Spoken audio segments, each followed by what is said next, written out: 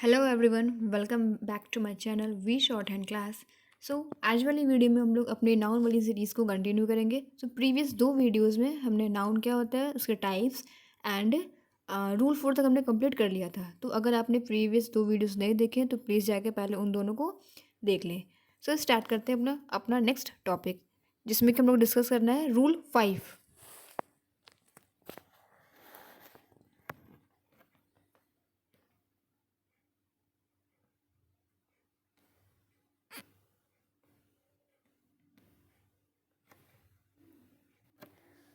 Rule 5 में हमें बात करनी है कि कुछ ऐसे नाउन होते हैं, okay.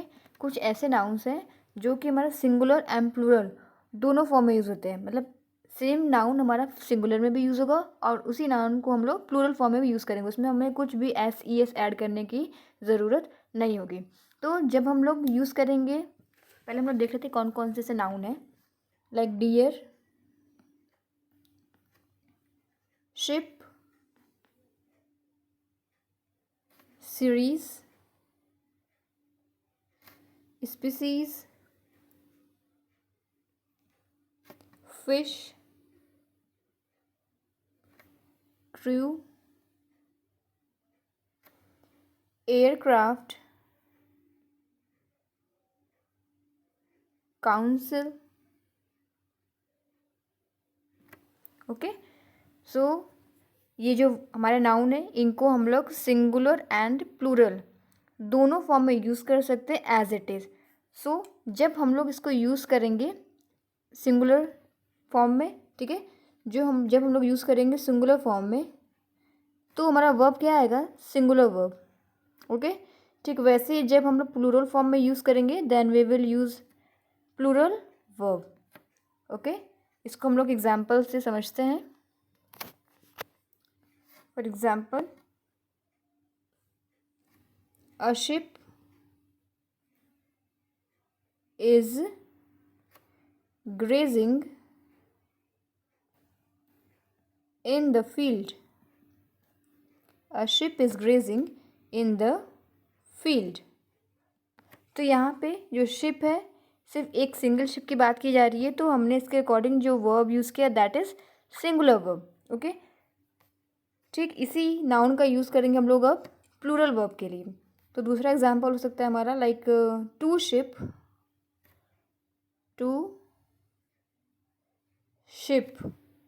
Are grazing in the field.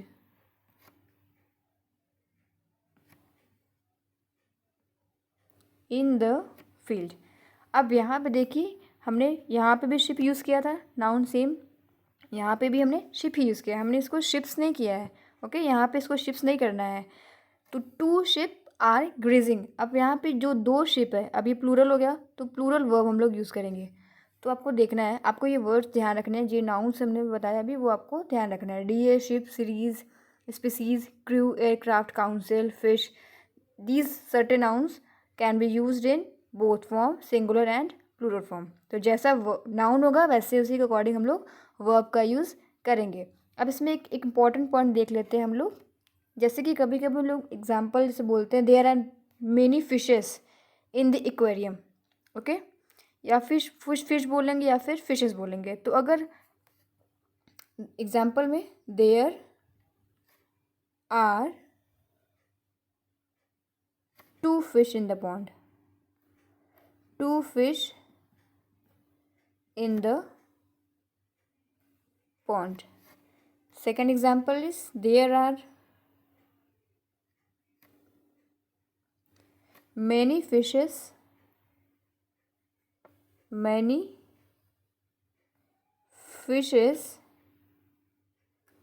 in the aquarium. Okay, अब इन दोनों एग्जाम्पल से आपको कॉन्सेप्ट क्लियर हुआ कि ये फिश और फिशेस में डिफरेंस क्या है। तो यहाँ पे हमने बोला there are two fish in the pond, तो दो फिश है पॉन्ड में। तो यहाँ पे जो फिश प्रेजेंट है ये दोनों क्या है, सेम स्पीसीज़ के हैं, ठीक है, एक ही स्पीसीज़ के हैं, तो हम लोग फिश बोलेंगे। लेकिन एक्वेरियम में क्या है, यहाँ पे नेक्स्ट एग्जाम्पल में एक्वेरियम। अब इस एग्जाम्पल में एक्वेरियम में बहुत सारे फिशेस हैं। अब आप लोगों ने देखा होगा एक्वेरियम में कि अलग अलग कलर्स की फिशेस होती हैं, है ना। तो वो क्या होती है, डिफरेंट स्पीशीज़ की होती हैं। तो हम लोग यूज़ करते हैं वर्ड फिशेस। यहाँ पे फिशेस मीन्स हो जाएगा different species, different species of fish. Okay, जब सेम स्पीसीज़ की बात करनी है तो हम लोग 2, 3, 4 जो भी है उसको न्यूमरल में यूज़ करके फ़िश यूज़ करेंगे। अगर अलग अलग स्पीसीज़ की बात आएगी तो हम लोग फिशेस यूज़ करेंगे। ओके, तो ये आपको समझ में आ गया होगा फिश और फिशेस के बीच का डिफरेंस। सो ये रूल 5 हमारा कंप्लीट होता है। अब हम लोग मूव ऑन करते हैं रूल 6 पर। रूल 6 में हम लोग बात करेंगे हाइफिनेटेड नाउन के बारे में। जो हाइफिन यूज़ करते हैं हम लोग, हाइफिनेटेड नाउन। ओके, तो ये जो हमारा हाइफिनेटेड नाउन होता है इसमें आप कभी भी प्लूरल फॉर्म नहीं बनाओगे। प्लूरल फॉर्म नहीं होगा। So hyphenated noun does not have plural form. Let's suppose example,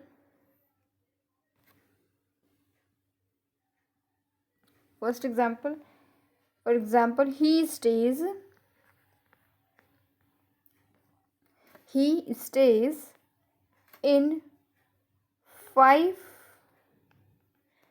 stars hotels.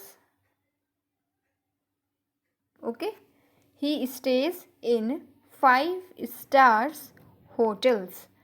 सो यहाँ पे हमने जो हाइफिनेटेड नाउन देखा वो कहाँ पे, 5 स्टार्स। तो जैसे ही आपको ये हाइफिनेटेड नाउन दिखेगा, ये आपको पॉइंट याद रहना चाहिए कि हम लोग कभी भी हाइफिनेटेड नाउन का प्लूरल फॉर्म नहीं बनाते हैं। सो ये 5 स्टार्स ना होके क्या हो जाएगा, 5 star. Okay, he stays in 5 star hotels. Okay, moving to the next example. एक दो एग्जाम्पल और देख लेते हैं हम लोग।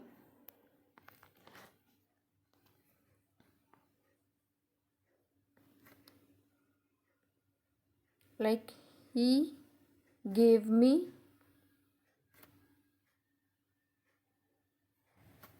200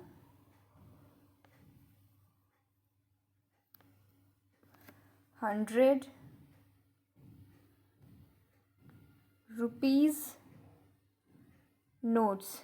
He gave me 200 rupees notes. So hyphenated structure कहाँ पे, 100 rupees. सो ये हमारा प्लूरल फॉर्म नहीं आएगा, therefore we will convert rupees into rupee. Okay, rupee. So the correct sentence will be he gave me 200 rupee notes.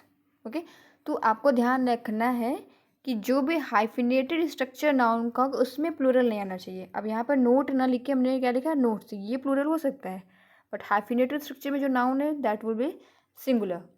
Okay, now moving to rule 7।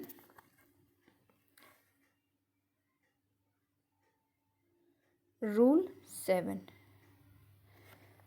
So अब rule 7 में हम लोग क्या बात कर रहे हैं, पहले सुन लेते हैं उसके बारे में क्या डिस्कस करना है हमें। कि कुछ ऐसे नाउन है या कुछ ऐसे वर्ड्स होते हैं जिसको हम लोग कोलोक्वल इंग्लिश में यूज़ करते हैं। जैसे इंडिया में हम लोग अब उसको क्या करना है, हम लोग स्टार्ट करते हैं उसको इंग्लिश टू हिंदी ट्रांसलेट करना स्टार्ट कर देते हैं। तो इसमें दिक्कत क्या आती है कि लिटरली जो वर्ड हमारा जैसा ओरिजिनली होता है उसको हम लोग मीनिंग पूरा चेंज कर देते हैं। जैसे हम लोग बोलते हैं ना, good name, what is your good name. तो गुड नेम बोलने की कोई ज़रूरत नहीं होती, जो करेक्ट उसका फॉर्म है what is your name. Okay, we will use only name. For example bad dream, तो बैड ड्रीम कुछ नहीं होता है, it is wrong. We have to use nightmare. Okay, like cheater बोल देते हैं, इज चीटर, तो चीटर नहीं होगा, क्या होगा, cheat. Cousin brother, cousin sister, corrected form हो जाएगा हमारा कज़न। तो ऐसे ही बहुत सारे वर्ड्स हैं, ऐसे बहुत सारे नाउन्स हैं जिसको हम लोग रॉन्ग तरीके से यूज़ कर रहे हैं, तो उसका करेक्टेड फॉर्म हमें देख लेना है एक बार।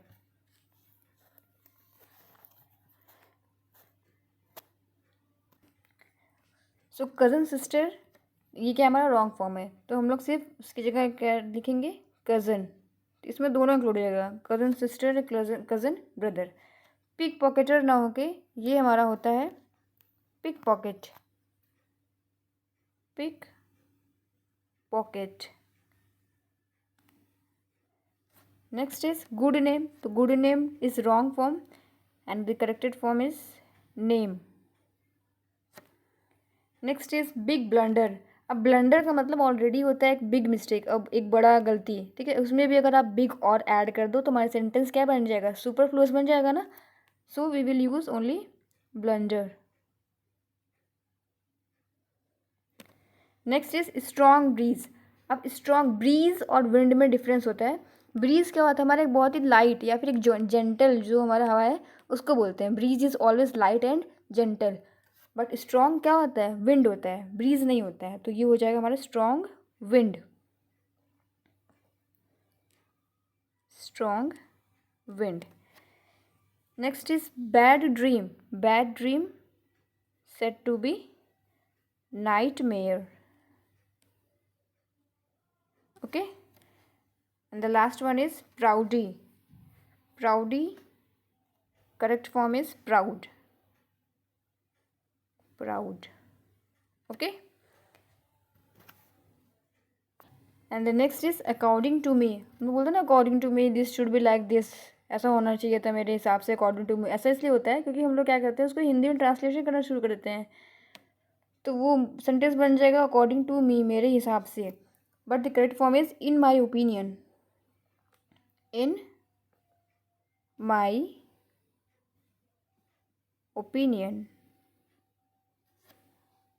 The last one is cheater, cheat. Okay, तो ये आपको वर्ड्स ध्यान रखने हैं कि आपको करेक्ट फॉर्म क्या होता है। ओके, अब कुछ कंफ्यूजिंग पेयर्स, मतलब कंफ्यूजिंग जैसे वर्ड्स होते हैं, हम लोग फ्लोर ही बोलते हैं, ग्राउंड बोल देते हैं। अब हमें यही नहीं पता है कि फ्लोर का मतलब कहाँ फ्लोर यूज़ करना है, ग्राउंड कहाँ यूज़ करना है, तो वो देख लेते हैं हम लोग कि फ्लोर और ग्राउंड में डिफरेंस क्या है। First is floor. तो फ्लोर क्या होता है, एक फ्लैट सरफेस है,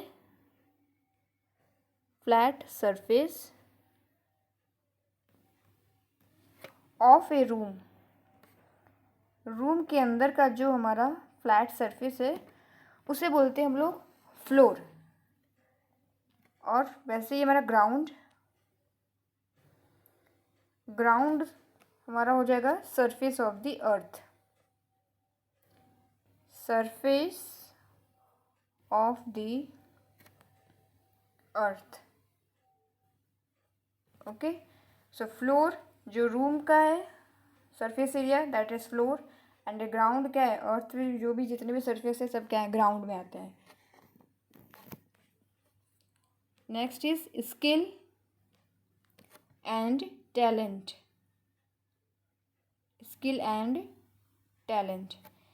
स्किल मीन्स जब आप कोई चीज़ लर्न करके एक्वायर करते हो, है ना, कोई चीज़ सीखते हो, लर्न करते हो, वो चीज़ आपके अंदर नेचुरल एबिलिटी में नहीं था, तो उसे आप क्या कर रहे हो, सीख रहे हो, तो उसे बोलते हैं skill.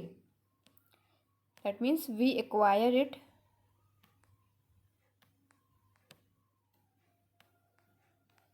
Bye learning. Okay, we acquire it by learning, that is known as skill. And talent is what, talent is a natural ability. okay, उसको सीखने की ज़रूरत नहीं, उसको लर्न करने की ज़रूरत नहीं है, ये क्या होता है, एक नेचुरल एबिलिटी है। A natural ability is known as talent, natural ability. Next is envy, envy and jealousy, jealousy. So envy means a wish to possess that the other person has, means कि आप देख रहे हो किसी के पास कोई चीज़ है तो आपके पास भी इच्छा हो रही है कि आपके पास भी वो चीज़ हो जाए, मतलब आप जेलसी का भावना नहीं आ रहा है, आप विश कर रहे हो ना, that is known as envy. a wish to possess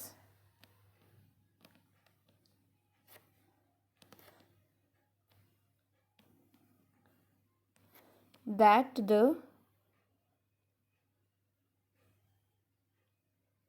other person has, okay. But jealousy is other form. Jealousy means कि आपको कोई चीज़ खोने का डर है ना, फियर ऑफ लूजिंग जो चीज़ that is you have, it is a feeling of losing, feeling of fear of losing that you have,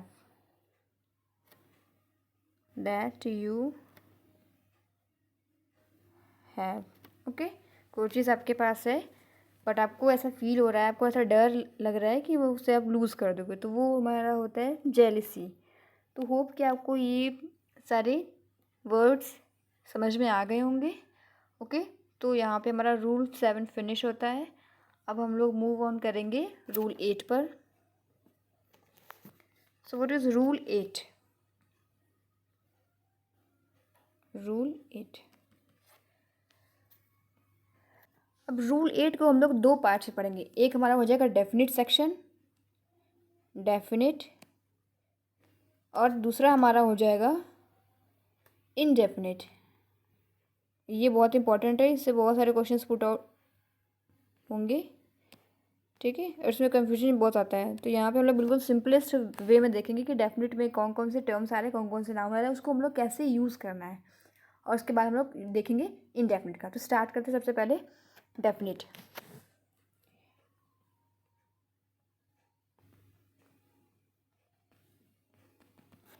so indefinite, इसका एक स्ट्रक्चर, या तो इसको आप ट्रिक बोलो या तो उसको आप बेसिक स्ट्रक्चर बोलो, इसको आपको मेमोराइज कर लेना है। Numeral plus unit and then noun, and this unit is in singular.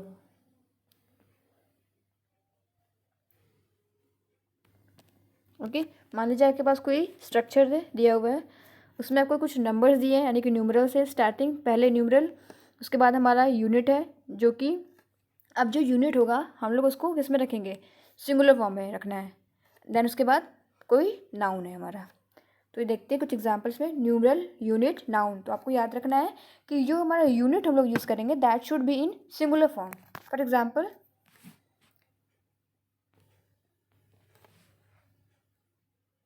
Ritesh bought 2 dozens apples. Okay, Ritesh bought 2 dozens apples. And next is, there was a 6 feet snake. Okay, तो अब इन दोनों एग्जाम्पल्स हम लोग देखते हैं। Ritesh bought 2 dozens apples. तो जो हमने अभी स्ट्रक्चर देखा तो उसमें क्या था, स्ट्रक्चर न्यूमरल, यूनिट किस फॉर्म में, सिंगुलर फॉर्म में, एंड देन नाउन। ओके, तो ये न्यूमरल है। तो यहाँ पे न्यूमरल क्या है हमारा, 2, दैट इज़ न्यूमरल, इसमें कोई दिक्कत नहीं है। अब हमारा आता है यूनिट। तो यूनिट हमारा किस में होना चाहिए, सिंगुलर में। अब यहाँ पे दिया है किस में है, प्लूरल में, तो हम लोग इसको करेक्ट कर लेंगे dozen. Okay, Ritesh bought 2 dozen and then apples. Okay, तो आपको ये याद रखना है, मेमोराइज कर लेना है, इसको ध्यान रखना है, numeral plus unit in singular and then noun.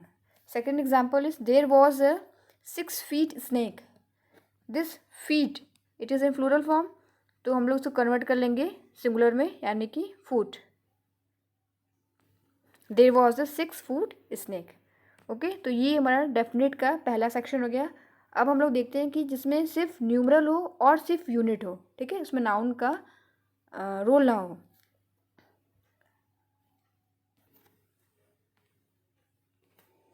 Numeral plus unit. Okay, So it is subdivided into two categories. Either it will be compact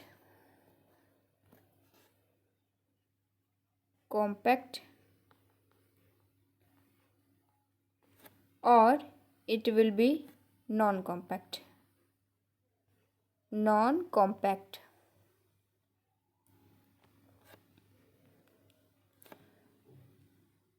compact में क्या होता है? अब जो हमारे कॉम्पैक्ट के वर्ड्स मैं जो आपको बताऊंगी उसमें आप एस या फिर ई एस ऐड करके उसको आप प्लूरल कर सकते हो, लेकिन जो नॉन कॉम्पैक्ट के मैं बताऊंगी आपको उसमें एस या ई एस ऐड करके उसका आपको प्लूरल नहीं बनाना है। फॉर एग्जांपल अब देखते हैं कि कॉम्पैक्ट में क्या क्या आता है।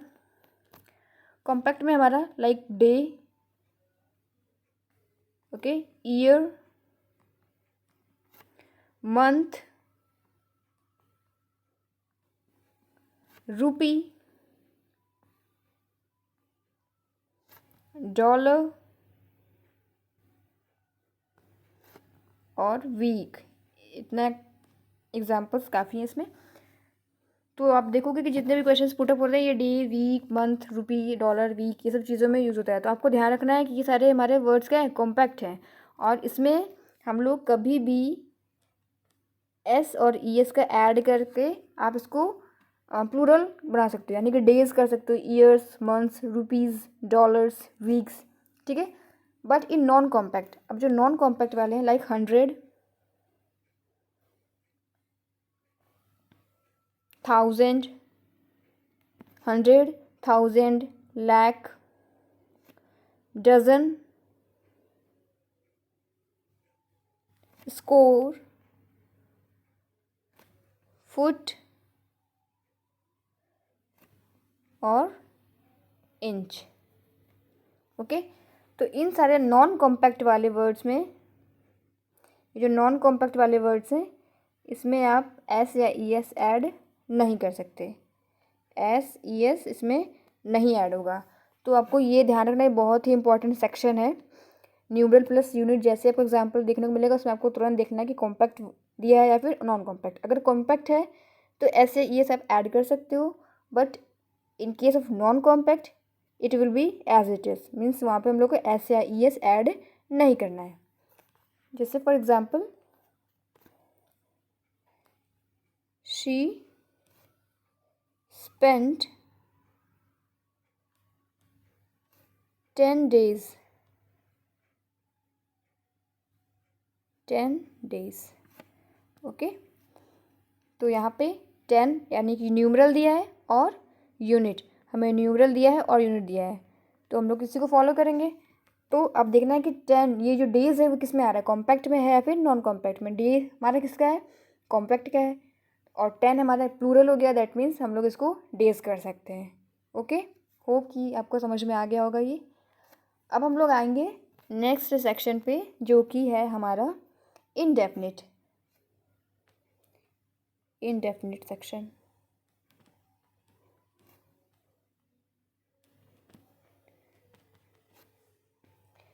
अब indefinite का स्ट्रक्चर कुछ ऐसा है, यूनिट ऑफ नाउन प्लस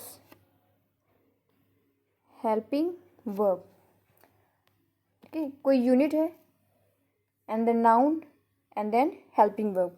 अब यहाँ पे अगर प्लूरल यूनिट है तो हमारा नाउन भी plural noun and then helping verb will also भी प्लूरल हेल्पिंग वर्ब, ओके। अब इस पर देखते हैं कि एग्जाम्पल लाइक 5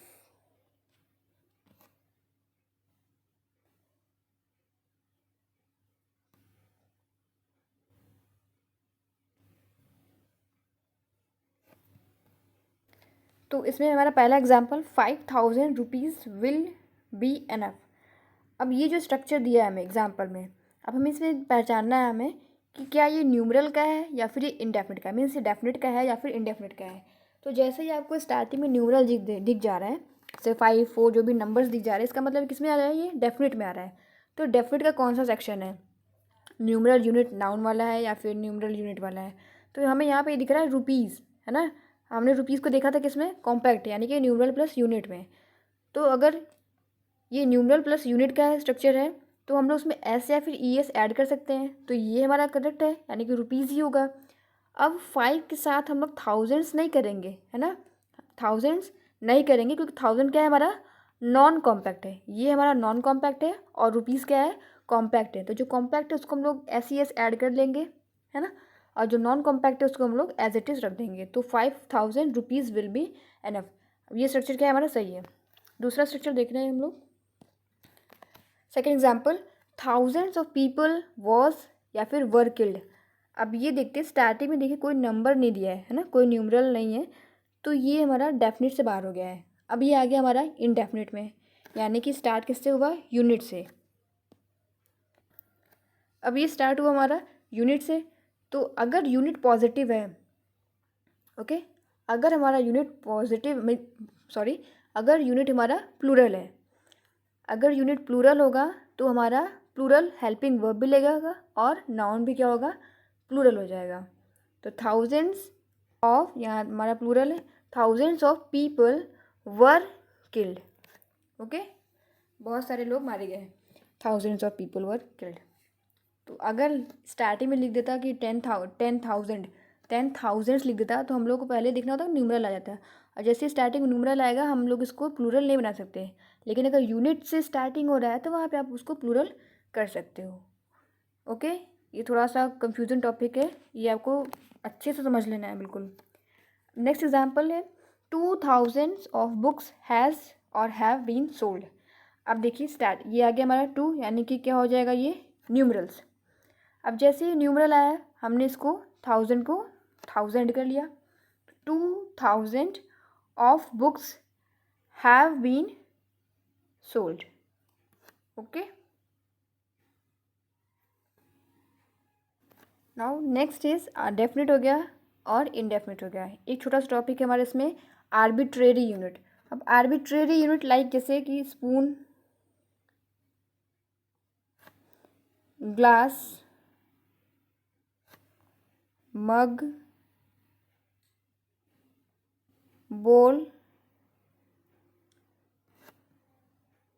फिस्ट, हैंड, तो ये सारे यूनिट्स, इन सारे यूनिट्स का हम लोग उसको plural, spoons, glasses, mugs, bowls, fist, hands ऐसे नहीं करेंगे, हम लोग इसके साथ एक वर्ड ऐड कर देंगे, full, spoonful, spoonfuls, glassful, mugful, handful, okay, इस तरीके से उसको हम लोग यूज़ करेंगे। होप कि आपको ये टॉपिक समझ में आ गया होगा, इसको आप फिर से रिप्ले करके देख लीजिएगा, ओके, क्योंकि डेफिनेट और इनडेफिनेट वाला सेक्शन थोड़ा सा ज़्यादा इंपॉर्टेंट है। अब आते हैं हम लोग फ्रैक्शन पे।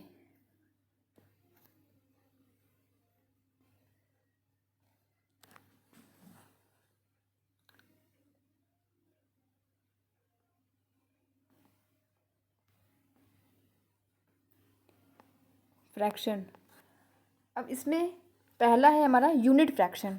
First is unit fraction.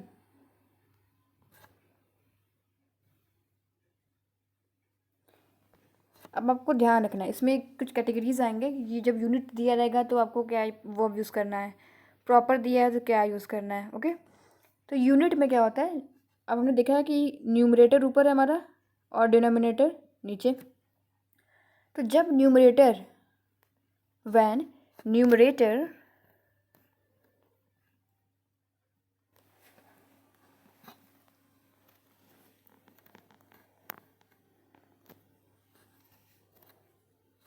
जब हमारा न्यूमरेटर इक्वल टू 1 हो बट लेस देन हो हमारा डिनोमिनेटर से, ओके, न्यूमरेटर 1 हो, डिनोमिनेटर से छोटा हो, जैसे कि 1/3, और न्यूमरेटर क्या हो जाएगा 1 और डिनोमिनेटर से छोटा है, ओके। तो जब भी ऐसा केस होगा, numerator equal to 1 and less than denominator, तो यहाँ पे जो हम लोग वर्ब, हेल्पिंग वर्ब यूज़ करेंगे that will be singular, singular helping verb, singular helping verb, okay.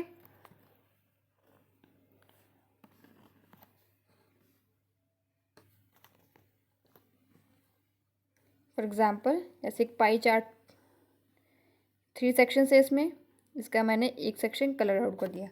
इसको हम लोग क्या लिखेंगे 1/3। ठीक है, अब क्या लिखना है इसको 1/3 लिखोगे आप या फिर 1/3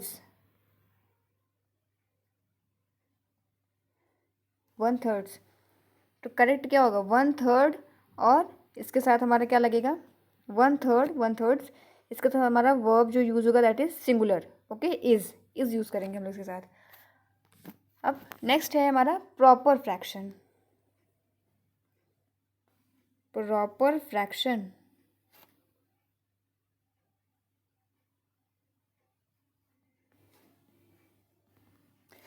प्रॉपर फ्रैक्शन में क्या होता है कि जो हमारा न्यूमरेटर है, न्यूमरेटर हमारा यहाँ पे ग्रेटर देन 1 है बट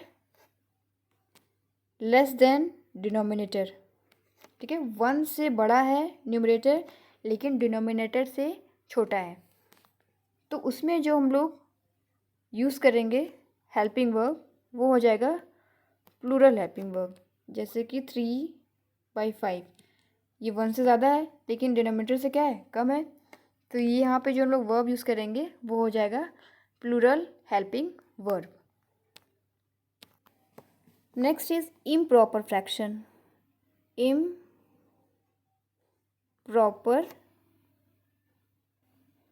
फ्रैक्शन।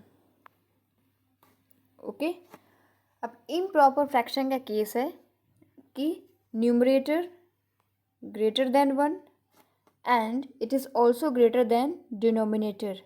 अब न्यूमरेटर 1 से ज़्यादा भी है और डिनोमिनेटर से भी बड़ा है, लाइक 5/3। ओके, तो जब ऐसा केस होगा तो हम लोग यूज़ करेंगे plural helping verb. Okay, plural helping verb. Fourth is mixed fraction. Mixed fraction, mixed fraction तो सबको पता है कैसे हम लोग लिखते हैं। For example 2 1/3। Okay, 2 whole 1/3। तो अगर इसको हम लोग सिंपल में कन्वर्ट करें तो ये हमारा हो जाएगा 7/3। ठीक है, 7/3। तो ये केस क्या बन गया हमारा न्यूमरेटर से भी एन क्या है हमारा greater than 1 and it is also greater than denominator. तो ये हमारा किस केस का आ गया, ये आ गया हमारा इम्प्रॉपर वाले का। ठीक है, ये हमारा बन गया इम्प्रॉपर फ्रैक्शन का केस। तो वहाँ पे भी हमारा यूज़ होगा verb plural helping verb. Okay, hope कि आपको यहाँ तक समझ में आ गया होगा। और ये जो डेफिनेट इनडेफिनेट और ये मैंने भी फ्रैक्शन वाला बताया इसको बहुत अच्छे से प्रिपेयर कर लीजिएगा क्योंकि बहुत इंपॉर्टेंट टॉपिक है। इससे बहुत सारे क्वेश्चंस आपको देखने को मिलेंगे प्रीवियस ईयर क्वेश्चंस में। ओके, होप कि आपको ये कंटेंट अच्छा लग रहा होगा। So thank you for watching.